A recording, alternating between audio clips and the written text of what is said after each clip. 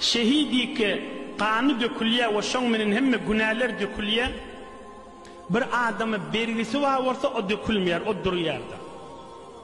Kan mübarek hadisler var bu arada. Cennetin kapsının ağdında du halkın hakkını iptiriye bergisi varmış. Şu berilmendir ondan cennete girmenliydi.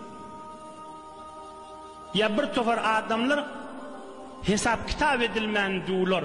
Nefsul mümin muallakatun.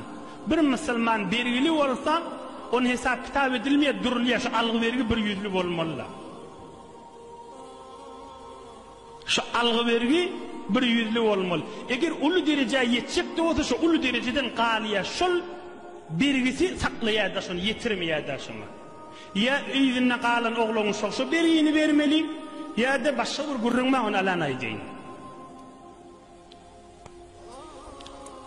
Şehit hem günah geçiliyor, hem bir